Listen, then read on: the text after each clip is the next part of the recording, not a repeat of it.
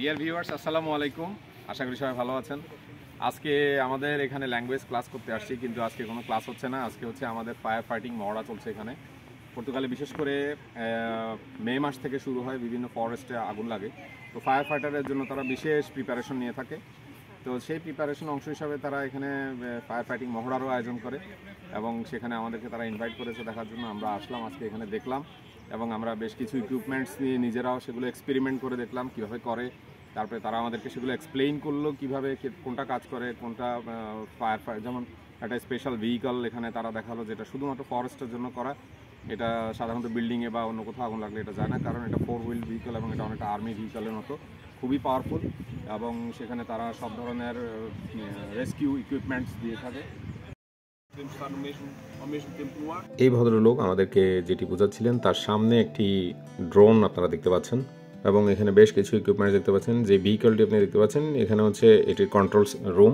এই ড্রোনটি তারা সাধারণত, যেহেতু পর্তুগালে প্রচুর কোস্টাল এরিয়া রয়েছে এবং সি বিচ রয়েছে, এসব সি বিচগুলোতে প্রচুর অ্যাক্সিডেন্টাল ঘটনা ঘটে, যেমন অনেকে সাগরে নামতে গিয়ে অনেক সময় হারিয়ে যায় বা দূরে চলে যায়। সেক্ষেত্রে তারা তৎক্ষণাৎ এই সব ড্রোন ইউজ করে তাদেরকে ডিটেক্ট করে। এবং এটি হচ্ছে কোনো সাধারণ ড্রোন নয়, এটি থার্মাল ডিটেক্টর, অর্থাৎ এর যে স্ক্রিনে দেখা যায় সেটি হচ্ছে মানুষের শরীরে যেটি হিট থাকে সেই হিট থেকে ডিটেক্ট করে যে কোথায় তার অবস্থান।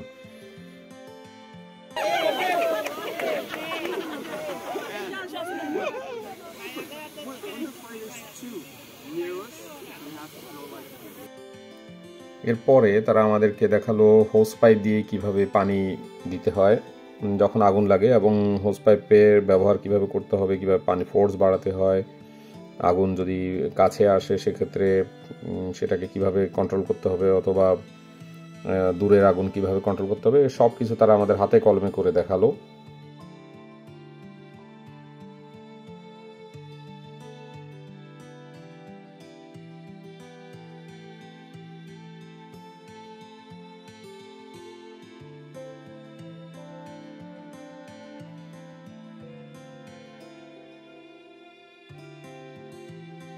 তারপরের সেকশনে তারা আমাদেরকে দেখালো ফায়ার এক্সটিংগুইশার কীভাবে ইউজ করতে হয়, বিশেষ করে যেহেতু এটা ফরেস্ট ইউজ হবে, তো সেহেতু ওই রিলেটেড ফায়ার এক্সটিংগুইশারগুলো তারা নিয়ে আসছিল।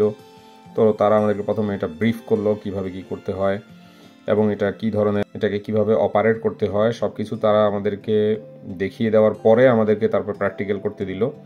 তো সে প্র্যাকটিক্যালের অংশ হিসাবে আমরা সেই এক্সটিংগুইশার ইউজ করে দেখলাম কিভাবে আগুন নিভাতে হয়, এবং প্র্যাকটিক্যাল করার মাধ্যমে পরবর্তীতে যখন কোনো সমস্যা হবে বা কোনো কিছু হবে, যাতে আমরা নিজেরা সেগুলো ইউজ করতে পারি, সেভাবেই তারা আমাদেরকে মোটামুটি একটা ছোটোখাটো ট্রেনিং দিয়ে দিল।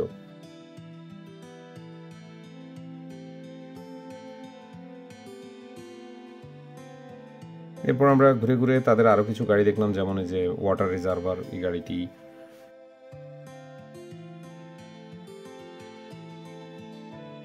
তার পেছনে রয়েছিল একটি বুলডোজার। এগুলো সব কিছু দেখলাম এবং অনেক আধুনিক সরঞ্জাম দিয়ে কিভাবে তারা ফায়ার ফাইটিং করে বা কিভাবে তারা আগুনের মোকাবেলা করে, এগুলো সব কিছু তারা আমাদেরকে দেখালো।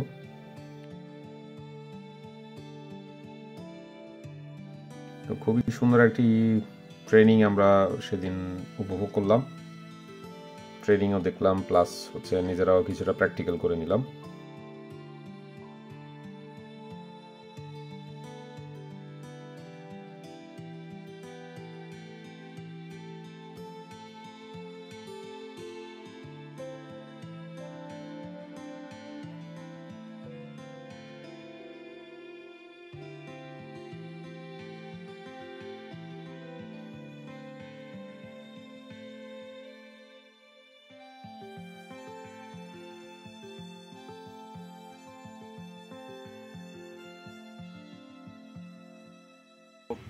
এই হচ্ছে আজকে মোটামুটি এখানে তারা আমাদেরকে ফায়ার ফাইটিংয়ের মোটামুটি একটা ধারণা তারা দিল, এবং এখানকার কি অত্যাধুনিক সরঞ্জাম এবং কীভাবে তারা দ্রুত রেসপন্স করে ফায়ার লাগলে, এগুলো নিয়ে তারা আমাদেরকে আজকে ব্রিফ করলো।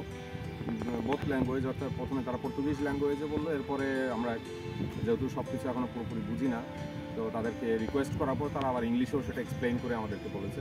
তো যার কারণে আমরা মোটামুটি অনেক কিছুই বুঝতে পারলাম কীভাবে কী করে, এবং নিজেরাও সেটা প্র্যাকটিক্যাল করাতে অনেক কিছু আমাদের জন্য ইজি হয়ে গেল আজকে। ধন্যবাদ সবাইকে ভিডিওটি দেখার জন্য। ভিডিওটি যদি ভালো লেগে থাকে তবে অবশ্যই একটি লাইক দিবেন, আর সাবস্ক্রাইব করে আমাদের সাথে থাকতে পারেন। হয়তো পরবর্তীতে আরও অনেক ভিডিও পাবেন, যেগুলোতে অনেক ইনফরমেশন থাকবে, অনেক কিছু জানতে পারবেন এবং অনেক মাইগ্রেশন রিলেটেড ইনফরমেশন থাকবে। সবাইকে ধন্যবাদ। আল্লাহ হাফেজ।